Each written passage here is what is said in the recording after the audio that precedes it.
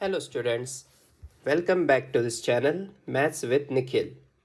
हम सॉल्व कर रहे हैं स्टैंडर्ड 11th में मैथ्स 1 में chapter number 4 determinants and matrices.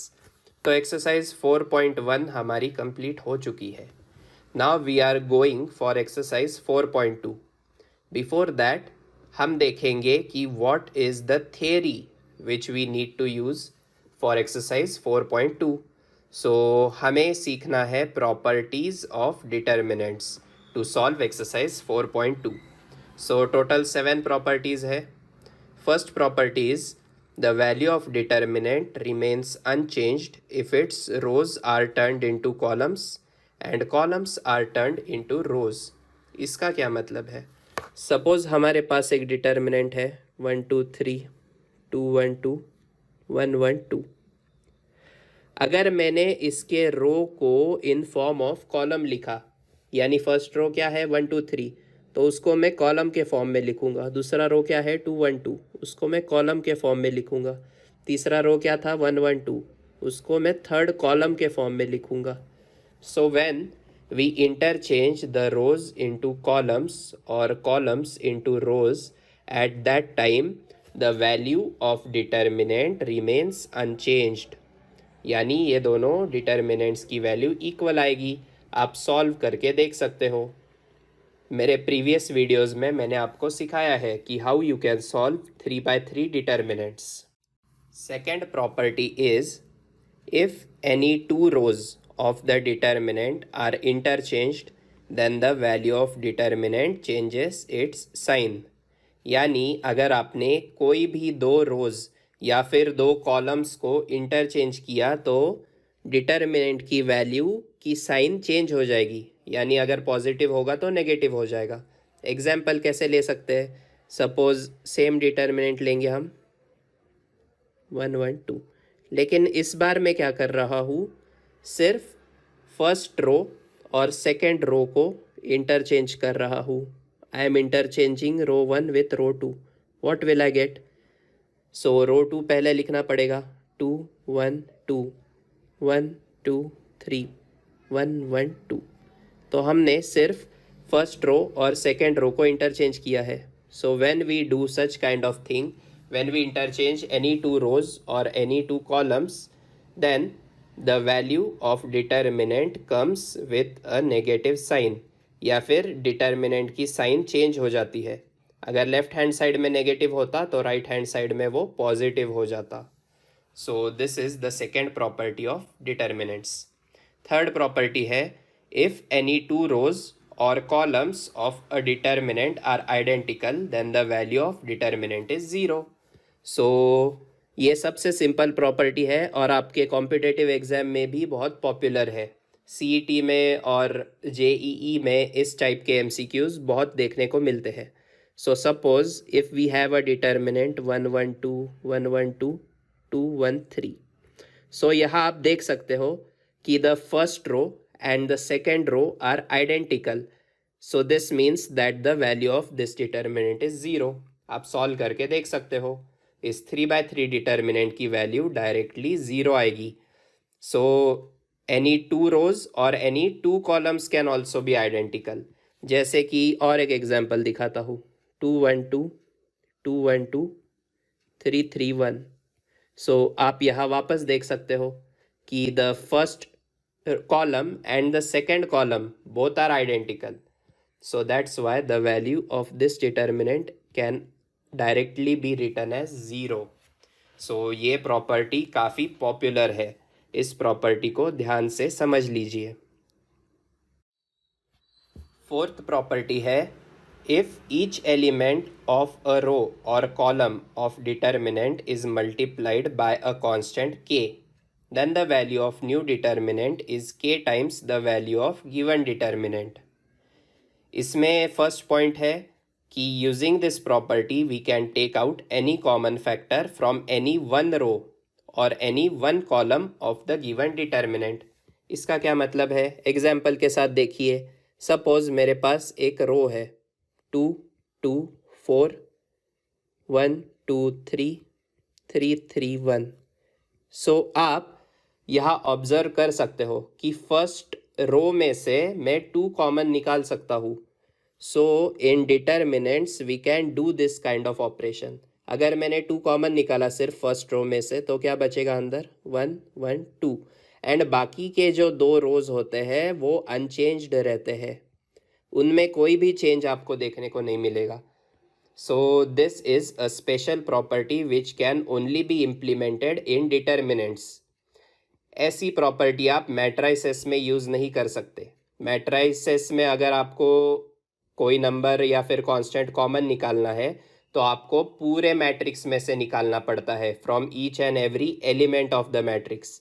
लेकिन डिटर्मिनेंट में क्या है, आप सिर्फ एक रो या फिर सिर्फ एक कॉलम में से भी ऐसे कांस्टेंट को कॉमन बाहर निकाल सकते हो. So this is the fourth property of determinant. इसमें सेकेंड पॉइंट क्या है? If corresponding elements of any 2 rows और columns of determinant are proportional, that is in the same ratio, then the value of the determinant is 0. ये कैसे आएगा? Example के साथ देखिए. सपोज पहला रो है 1 1 2, दूसरा रो में इस रो का मल्टीपल लिख रहा हूँ इंटू 2. सो क्या आएगा?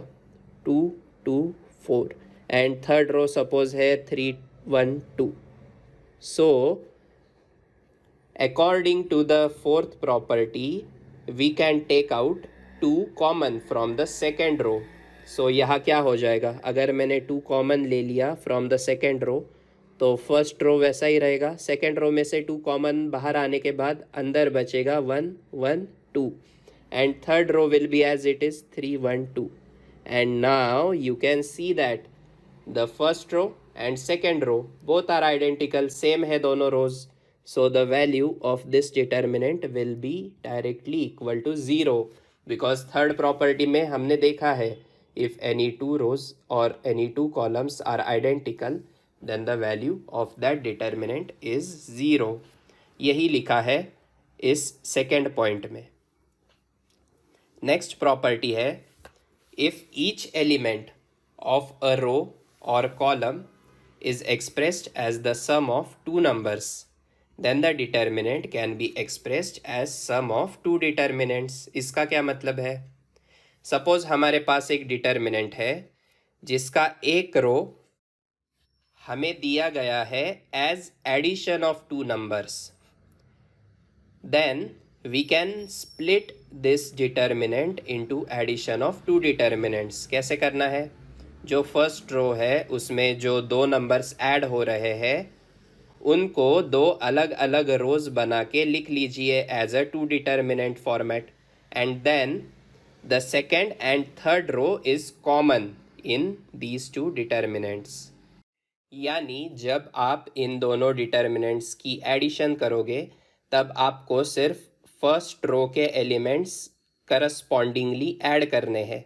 सेकेंड एंड थर्ड रो के एलिमेंट्स कॉमन रहेंगे जो दोनों डिटर्मिनेंट्स में है. This is property number 5.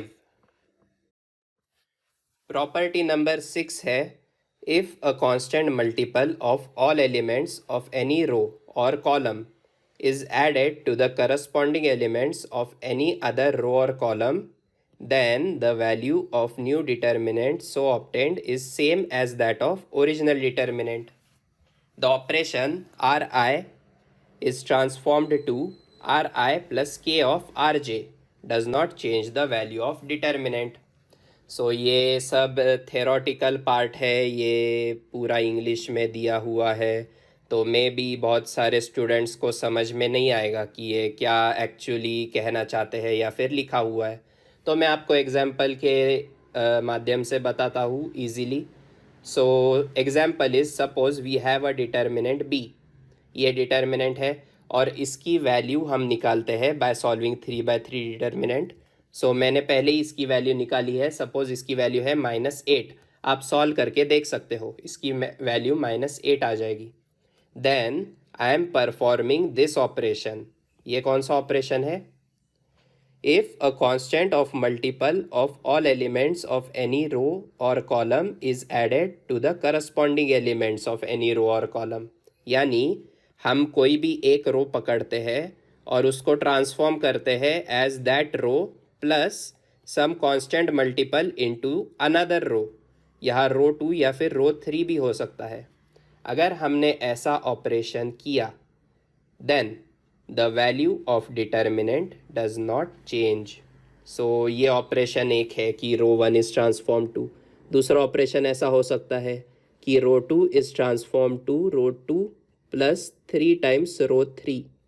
अगर मैंने ऐसा ऑपरेशन किया then the value of determinant will still not change. तो इस एग्जाम्पल में आप देख सकते हो कि मैंने R1 को ट्रांसफॉर्म कर दिया है अकॉर्डिंग टू दिस फॉर्मूला। रो 2 और रो 3 सेम है दोनों डिटर्मिनेंट्स में।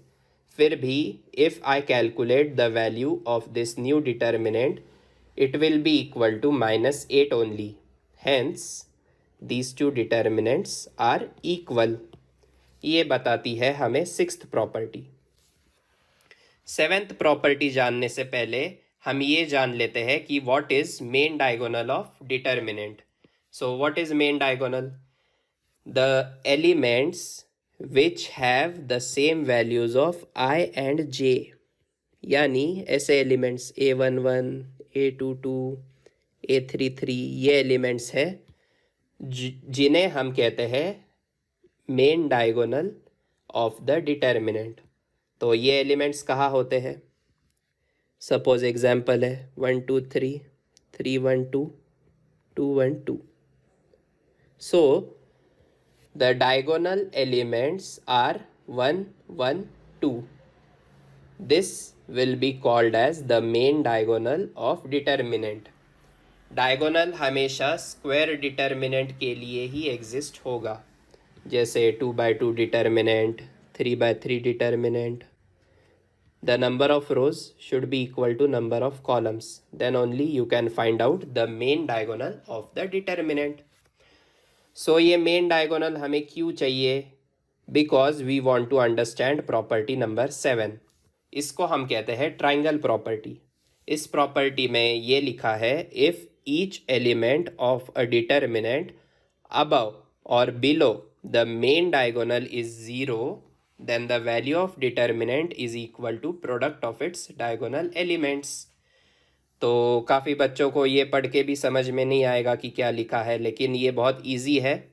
ये कह रहे हैं, या एग्जाम्पल में देखो, अगर डायगोनल एलिमेंट के ऊपर या फिर नीचे सब एलिमेंट्स ज़ीरो है, डायगोनल एलिमेंट के नीचे या फिर डायगोनल एलिमेंट के ऊपर सब एलिमेंट्स अगर ज़ीरो है, then first of all this is called as upper triangular determinant and lower triangular determinant.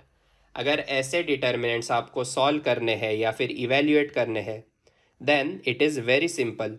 You simply have to multiply the three principal diagonal elements and you will get the value of this determinant directly.